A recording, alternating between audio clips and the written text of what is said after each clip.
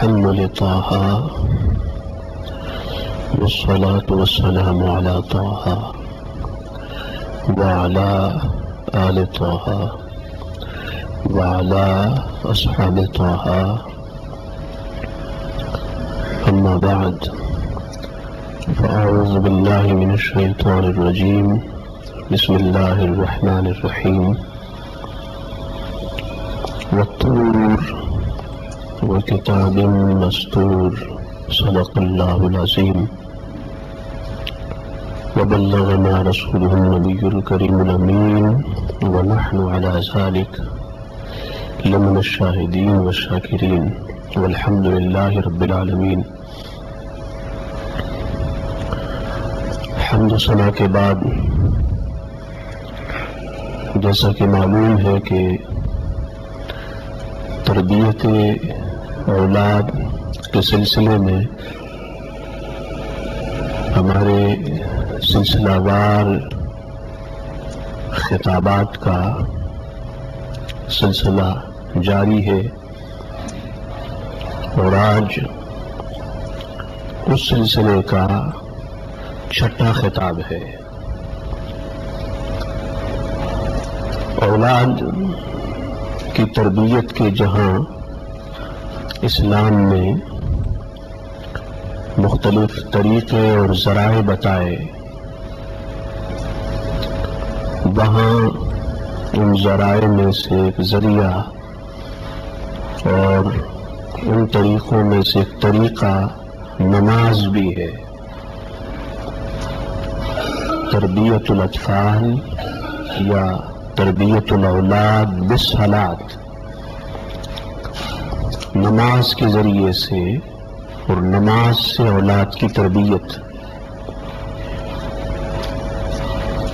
اولاد خواہ وہ بیٹا ہو یا بیٹی ہو، نماز ان کی تربیت کا ایک عمدہ اور اعلیٰ طریقہ اور ذریعہ ہے۔ اس لیے حدیث میں ہے کہ جب اولاد 7 سال کی ہو جائے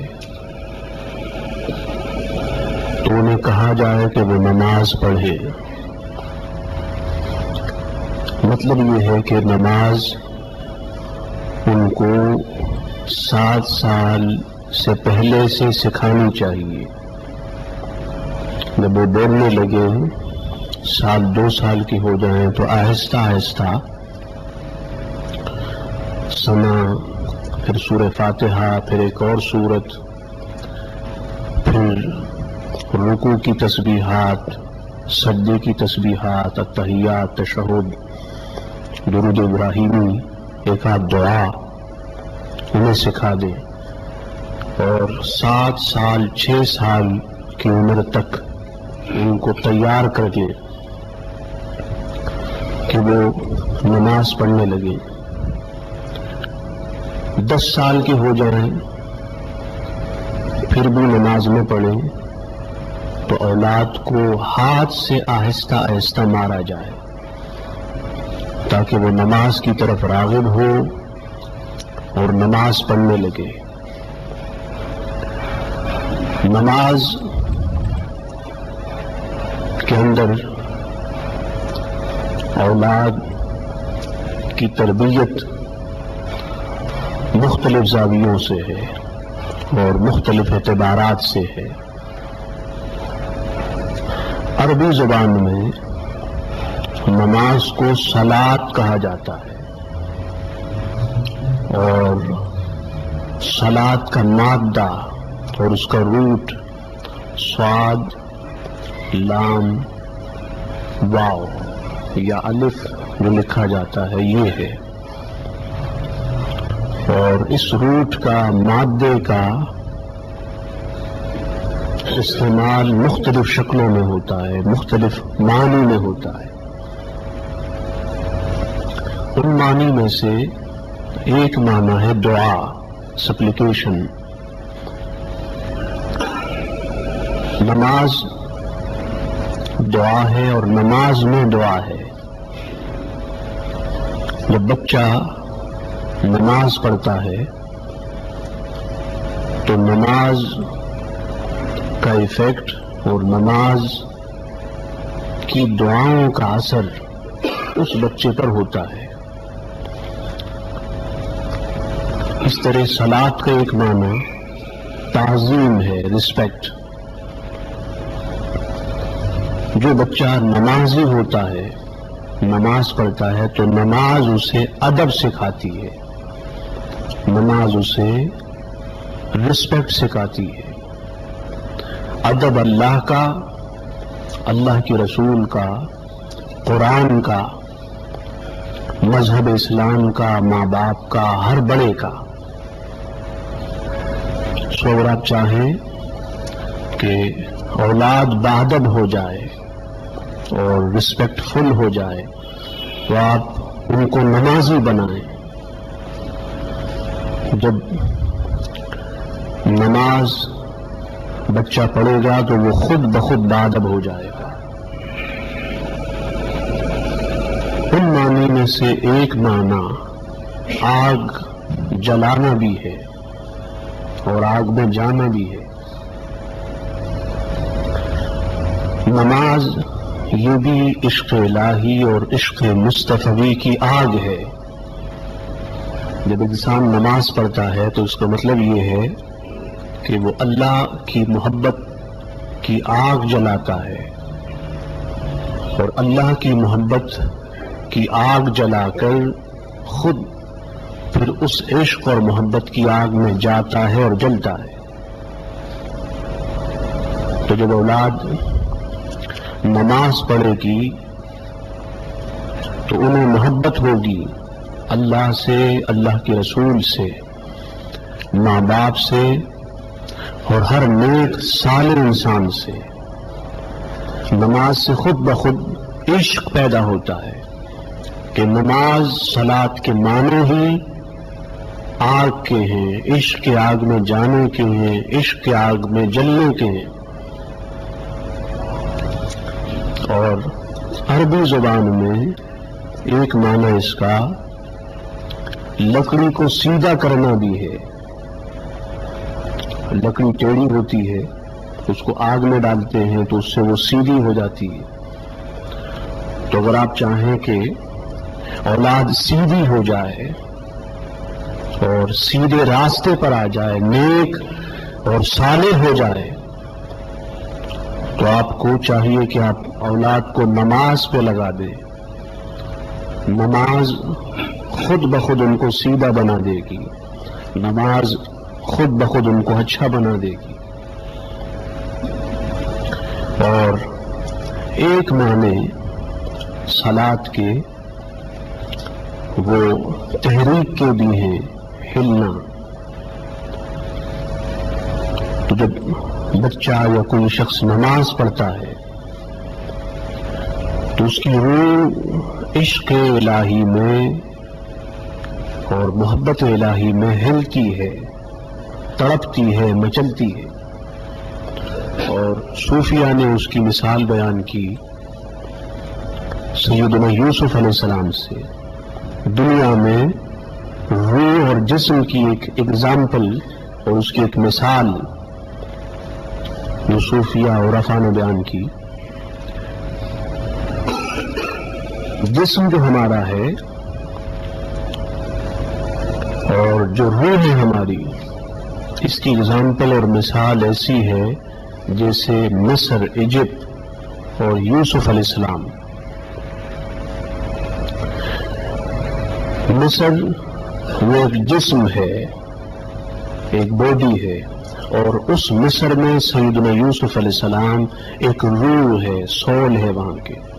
جیسے جسم محتاج ہوتا ہے روح کا، تو ویسے ہی اہلیان مصر محتاج تھے سیدنا یوسف علیہ السلام کے.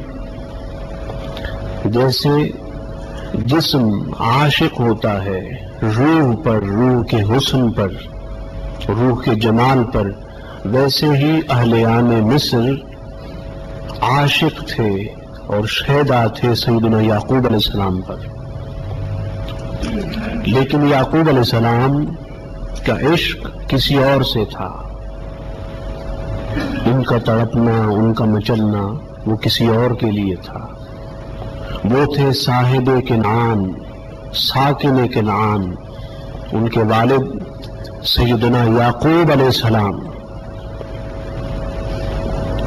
والد سے جدا ہو گئے تھے اور سب سے چھوٹے بیٹے تھے، پیارے بیٹے تھے،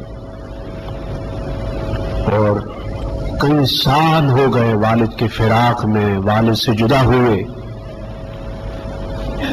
تو جس طرح جسم میں روح تڑپتی ہے اور روح مچلتی ہے، کسی کو تلاش کرتی ہے اور کسی کی جستجو میں ہوتی ہے، ویسے یوسف علیہ السلام مصر میں تڑپا کرتے تھے اور مصر میں مچلا کرتے تھے اپنے والد یعقوب علیہ السلام کے لیے۔ کبھی شکار کے بہانے سے جنگل چلے جاتے اور وہاں اپنے والد کی خوشبو تلاش کرتے۔ ایک دن ایسا ہوا کہ آپ جنگل تشریف لے گئے اور ایک دیہاتی آپ سے ملا۔ آپ نے اس سے پوچھا، آنے والے کنعان سے آنے والے میرے والد یعقوب کی بھی خبر ہے؟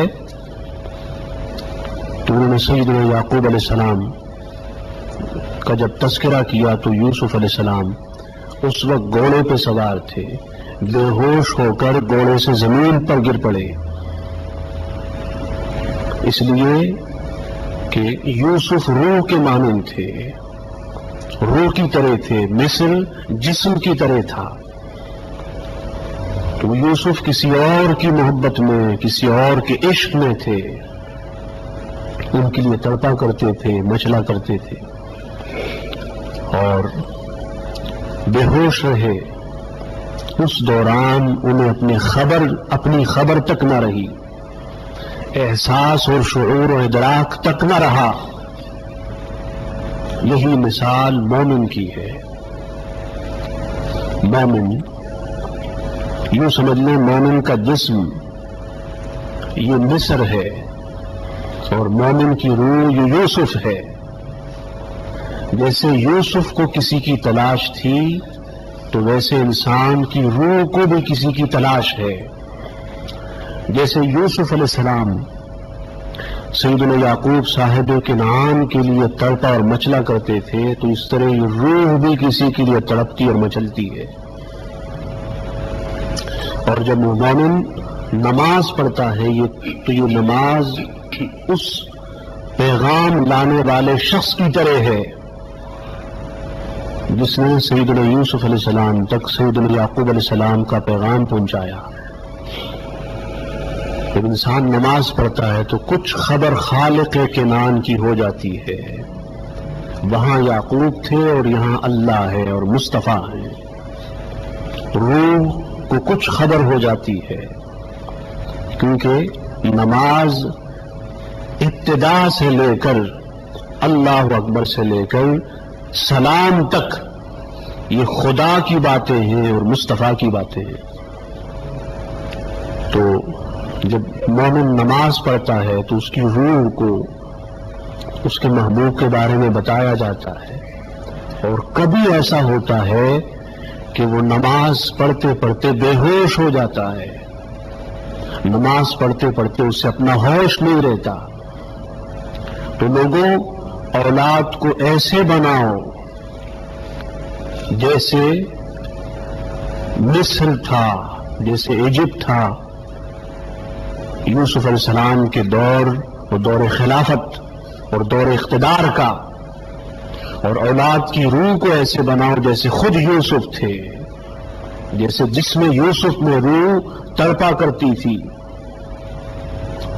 سیدنا یعقوب کے فراق میں تو آپ کی اولاد کے جسم میں بھی روح جو یوسف ہے یہ تڑپا کرے اس مولا اور مصطفیٰ کی تلاش میں اور فراق میں۔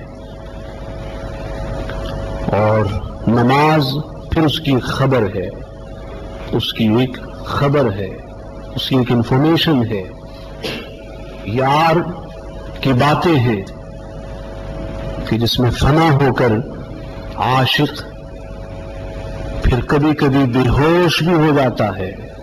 ایسے اولیاء بھی ہوئے کہ جو نماز پڑھتے پڑھتے بے ہوش ہو جاتے اور کئی کئی دن گزر جاتے وہ بے ہوش ہوتے، اس لیے کہ ان کی روح سیدنا یوسف علیہ السلام کے مقام پر آ گئی تھی، ان کی روح کا اپنے مولا سے وہ عشق ہوا، مصطفیٰ سے وہ عشق ہوا جو یوسف علیہ السلام کو اپنے والد ماجد سیدنا یعقوب علیہ السلام سے تھا۔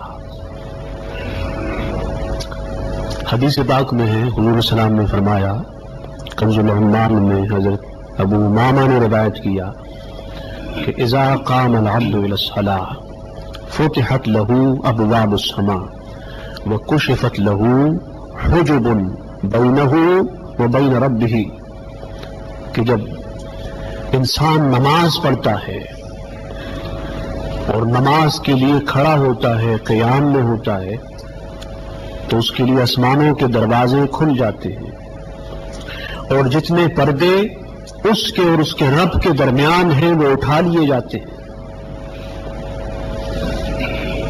اب جب پردے اٹھتے ہیں اور آسمانوں کے دروازے کھلتے ہیں تو وہاں سے نور آتا ہے، نمازی کے دل میں نور آتا ہے، روشنی آتی ہے، جس سے اس کے دل کو اطمینان ہوتا ہے، سکون ہوتا ہے۔ تو اولاد کو اس طرح بناؤ کہ نماز کی عادت ہو، اور جب وہ قیام پہ کھڑے ہوں تو آسمانوں کے دروازے کھلے اور رب کے پردے اٹھے، حجابات اٹھے، اور وہاں سے نور ان کے چھوٹے چھوٹے سینوں میں داخل ہوں، دلوں میں داخل ہوں۔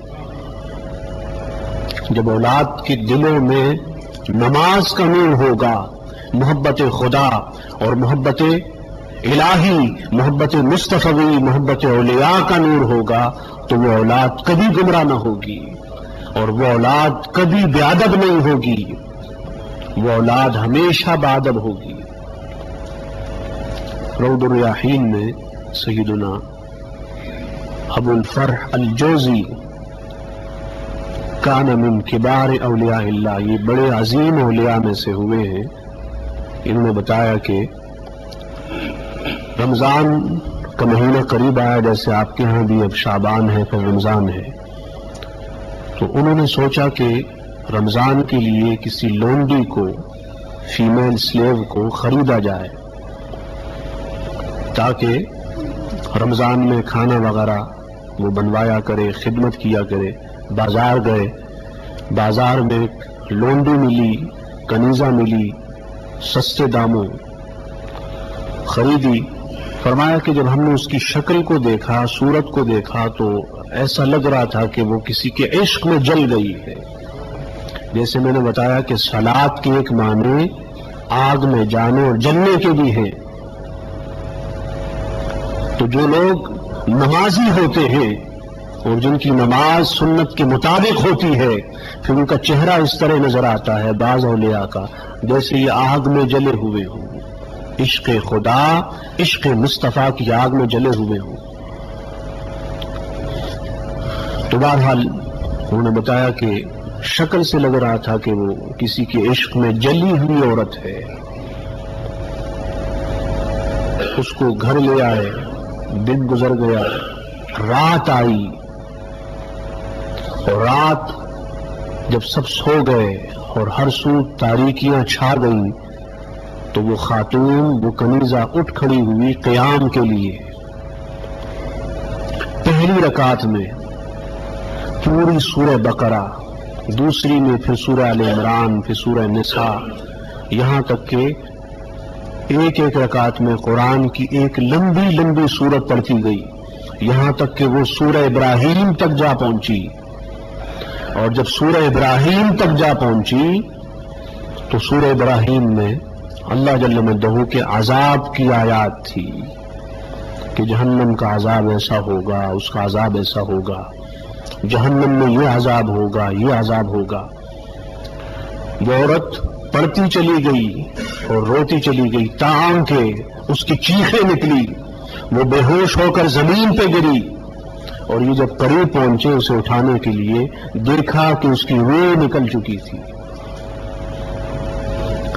تو اس دور کے لوگ ایسے ہوتے، اپنی بیٹیوں کی تربیت اس طرح کرتے، بیٹیوں کی تربیت اس طرح کرتے. کاش اس عورت کی طرح ہماری ساری مائیں ہو جائیں, بہنیں ہو جائیں, بیٹیاں ہو جائیں, بزرگ بھائی اور بیٹے ہو جائیں کہ ساری ساری رات نمازیں پڑھا کریں, ساری ساری رات اس کی یاد میں جاگا کریں, ساری ساری رات اس کی یاد میں آنسو بہایا کریں, اور ساری ساری رات اس کے جلووں کو تکا کریں.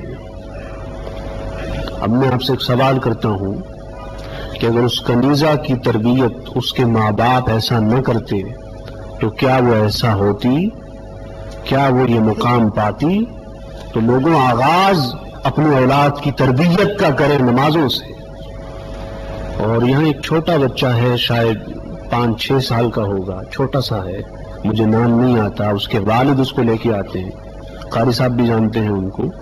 فجر کی نماز میں روزانہ اس بچے کو دیکھتا ہوں, اور چھوٹا بچہ ہے, کبھی نیند بھی آتی ہے تو رکعت میں کھڑا بھی ہوتا ہے اور آنکھیں بھی بند ہوتی ہیں. تو میں اس کی قسمت پہ رش کرتا ہوں.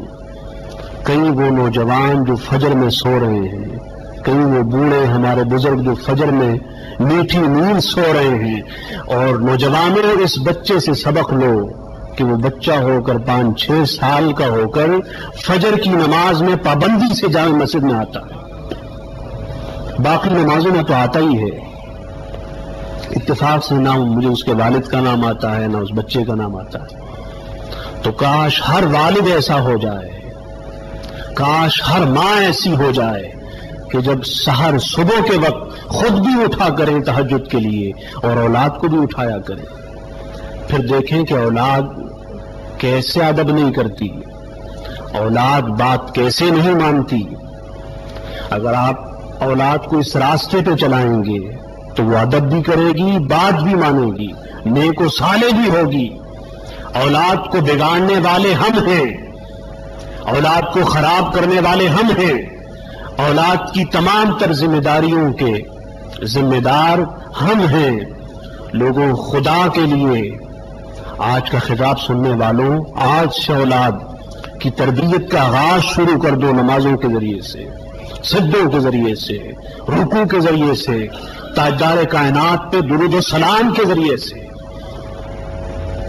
اور میں دل میں سوچنے لگا کہ جب میں اس بچے کو دیکھتا ہوں, مجھے اتنا پیارا لگتا ہے, تو اس مولا کو کتنا پیارا لگتا ہوگا کہ مولا اس وقت کئی نوجوان سو رہے ہیں, خواب خرگوش جس کو ہم بولتے ہیں, غفلت کی نیند سو رہے ہیں, اور یہ ننھا بچہ منا اس کی بارگاہ میں کھڑا ہے, کبھی رکوع میں, کبھی سجدے میں, کبھی تحیات میں, کبھی سلام پھیرنے میں.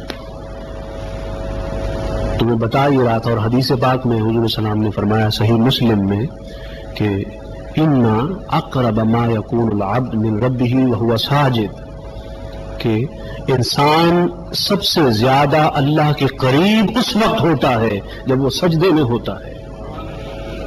ایک سجدہ وہ تھا جو یعقوب علیہ السلام کو ان کے بیٹوں نے کیا, جو ادب کا سجدہ تھا, تعظیم کا. اس وقت اجازت تھی, حضور کی امت میں اجازت نہیں ہے. جو سجدہ رسپیکٹ کے لیے ہو اس وقت اجازت تھی, حضور کی امت میں کسی بھی سجدے کی, چاہے وہ رسپیکٹ کا ہو یا عبادت کا ہو, اجازت نہیں ہے. تو ایک سجدہ وہ تھا جو یوسف کا اپنے والد کے سامنے تھا, کیونکہ میں نے بتایا یوسف اب روح ہو گئے, ان کے والد ان کے مقصود ہو گئے.